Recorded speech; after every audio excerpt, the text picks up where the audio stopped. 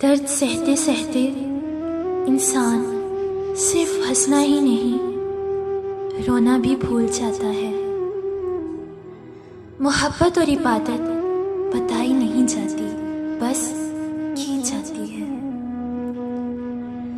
किसी से इतनी नफरत ना करो कि कभी मिलना पड़े तो मिल ना सको, और किसी से इतनी मोहब्बत भी ना करो कि कभी तन्हा जीना पड़े तो जी ना सको।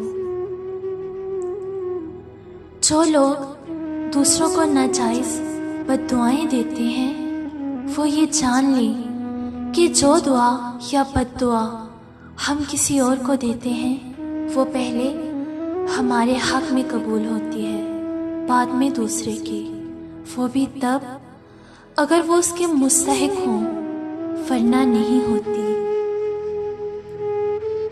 हमेशा के लिए कुछ भी नहीं होता। अपने आप को दबाव का शिकार ना बनाएं। कुछ भी हो, कैसे ही बुरे हालात क्यों ना हो, वो बदलेंगे और ज़रूर बदलेंगे। बस अपने रब पर भरोसा रखें। वो कुन फयकून का मालिक है, वो कहानी बदल भी सकता है। जिंदगी मिली थी रब की इबादत करने के लिए, पर वक्त गुजर रहा है कागज के टुकड़े कमाने के लिए। याद रखें, ना कफन में जेब है और ना कब्र में अलमारी। और कमाल की बात यह है कि मौत का फरिश्ता रिश्वत भी नहीं लेता। शक्ल की खूबसूरती महज आंखों को भाती है, जबकि किरदार की खूबसूरती दिलों को फदा करती है।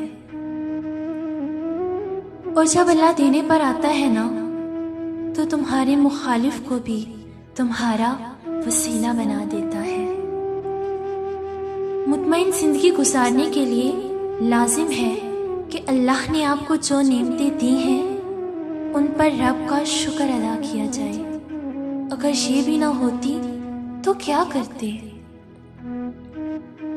अगर लोग तुमसे मुतासिर हो रहे हैं, तो अल्लाह का शुक्र अदा करो कि जिसने तुम्हारे गुनाहों को छुपाकर तुम्हें लोगों के सामने मुअज़्ज़ज़ बनाया है।